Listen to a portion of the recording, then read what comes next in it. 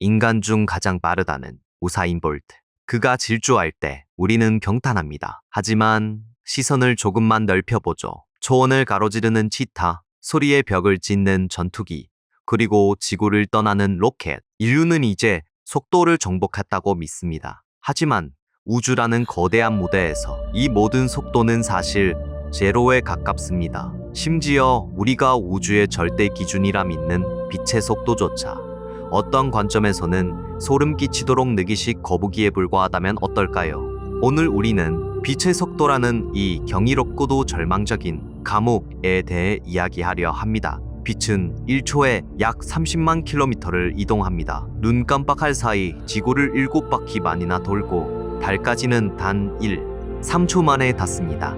인간의 기술로는 상상조차 할 수 없는 신의 영역이죠. 우리가 정말 빠르다고 생각하는 소리의 속도, 즉 시속약 1224km의 음속을 기준으로 비교해 볼까요? 만약 우리가 음속으로 비행하는 최신형 전투기를 타고 달까지 가려고 한다면 무려 13일 동안 단 한순간도 쉬지 않고 날아가야 합니다. 인간에게는 보름에 가까운 이 고된 여정이 빛에게는 찰나보다 짧은 1초 남짓의 시간일 뿐입니다. 이 압도적인 격차를 느끼는 순간 우리는 비로소 빛의 속도가 단순한 물리량을 넘어 우주를 지배하는 절대적인 법칙임을 실감하게 됩니다. 이 정도면 우주 어디든 금방 갈 것 같다는 자신감이 생기시나요? 하지만 안타깝게도 이 자신감은 지구라는 작은 요람 안에서만 유효합니다. 지구와 달 사이의 거리에서 느꼈던 빛의 위험은 태양계를 향해 나아가는 순간 경악으로 바뀝니다. 지구에서 가장 가까운 항성 태양까지의 거리는 약 1억 5천만 킬로미터. 빛의 속도로 달려도 무려 8분 20초가 걸리는 거리죠. 만약 우리가 아까 탔던 그 음속 전투기를 타고 태양까지 가려고 한다면 어떻게 될까요? 달까지 13일이면 충분했던 그 빠른 전투기로도 태양에 닿으려면 무려 14년이라는 세월을 단 1초도 쉬지 않고 날아가야 합니다.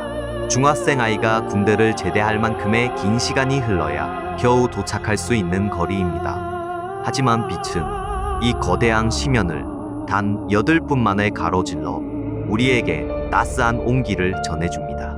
지금 여러분의 피부를 데우는 햇살은 사실 8분 전 태양을 떠난 과거의 잔상입니다. 만약 지금 이 순간 태양이 사라진다고 해도 우리는 8분 동안 그 사실을 알지 못한 채 평화로운 햇살 아래 머물게 될 것입니다.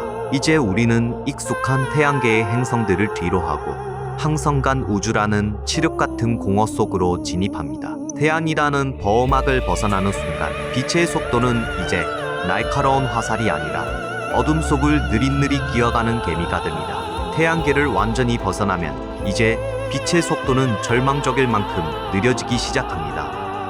태양계와 가장 가까운 이웃별인 알파 센타우리까지의 거리는 약 4.4광년. 빛의 속도로 꼬박 4년 5개월을 쉬지 않고 가야 닿을 수 있는 거리입니다. 이 숫자가 감이 오지 않으신다고요? 다시 우리의 전투기를 소환해 봅시다. 음속으로 날아 달까지 13일, 태양까지 14년이 걸렸던 그 무시무시한 전투기로 이 이웃별까지 가려면 얼마나 걸릴까요? 놀라지 마세요. 무려 390만 년이 걸립니다. 인류의 조상인 오스트랄로피테쿠스가 처음 지구에 나타났을 때 출발했어야 이제야 겨우 도착할 수 있는 시간입니다. 만약 여러분이 그곳에 사는 외계인에게 빛의 속도로 안녕이라고 인사를 보냈다면 그 전파가 도착하는데 4.4년, 그들이 바로 답장을 보낸다 해도 당신이 그 목소리를 듣기까지는 총 9년의 세월이 흐른 뒤입니다. 초등학교에 입학한 아이가 중학생이 될 때까지 침묵만이 흐르는 셈이죠. 별과 별 사이의 광활한 공허함 앞에서 빛은 이제 날카로운 화살이 아니라 칠흑 같은 어둠 속을 느릿느릿 기어가는 개미처럼 보이기 시작합니다. 하지만 이 별들조차 우리 은하라는 거대한 바다에 떠있는 모래알 하나에 불과합니다. 우리는 이제 개별 별들의 영역을 지나 수천억 개의 별이 소용돌이치는 우리 은하 전체의 스케일로 시야를 확장합니다. 우리 은하의 지름은 약 10만 광년. 빛의 속도로 달려도 끝에서 끝까지 가는데 꼬박 10만 년이 걸리는 거대한 나선용의 감옥입니다. 자, 이제 마지막으로 우리의 전투기를 소환해 볼까요? 시속 1224km로 달까지 13일, 태양까지 14년, 이웃별까지 390만 년을 날아왔던 그 비행기 말입니다. 이 전투기로 우리 은하를 횡단하려면 얼마나 걸릴까요? 계산조차 불가능해 보이는 그 시간은 무려 880억 년입니다. 우주의 나이가 약 138억 년이니 우주가 처음 탄생했을 때부터 지금까지 6번을 반복해서 날아왔어도 아직 은하의 반대편 근처에도 가지 못한 셈입니다. 우리가 빠르다고 믿었던 모든 문명의 도구들이 이 거대한 질서 앞에서는 아무런 의미를 갖지 못하는 먼지보다 못한 존재가 됩니다. 인류가 문명을 세우고 피라미드를 쌓고 인공지능을 만든 모든 역사를 다 합쳐도 1만 년이 채르지 않습니다. 하지만 빛이 우리 은하를 한번 가로지르려면 그 장고한 역사를 10번이나 반복해야 합니다. 우리가 밤하늘에서 보고 있는 저 수많은 별빛 중 일부는 사실 이미 수만 년 전에 수명을 다해 사라졌을지도 모릅니다. 우리는 그저 그들이 남긴 아주 오래된 유서 같은 편지를 이제야 읽고 있는 것입니다. 은하의 끝에 도달했다고 생각한 순간 눈앞에는 더 거대한 절망이 기다리고 있습니다. 은하와 은하 사이에는 아무것도 없는 광활한 진공의 심연이 펼쳐져 있죠. 우리는 이제 우리 은하라는 섬을 떠나 수백만 광년 떨어진 또 다른 은하를 향해 고독한 도약을 시작합니다. 우리 여행은 이제 은하수 너머 가장 가까운 거대 은하인 안드로메다에 도달합니다. 이곳까지의 거리는 무려 250만 광년. 빛의 속도로 달려도 250만 년을 가야 닿을 수 있는 심연입니다. 지금 여러분이 밤하늘에서 안드로메다의 희미한 빛을 보고 있다면 그것은 현재의 모습이 아닙니다.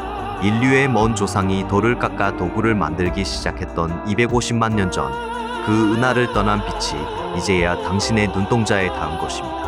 우리가 망원경을 통해 우주 깊숙한 곳을 바라보는 것은 사실 거대한 과거의 전시장을 걷는 것과 같습니다. 더 멀리 본다는 것은 더 먼 과거를 본다는 뜻이고 우주의 끝을 본다는 것은 우주가 탄생했던 그 찰나의 순간을 목격하는 일입니다. 빛의 속도라는 이 느린 감옥 덕분에 우리는 아이러니하게도 우주의 살아있는 역사를 실시간으로 지켜볼 수 있게 되었습니다.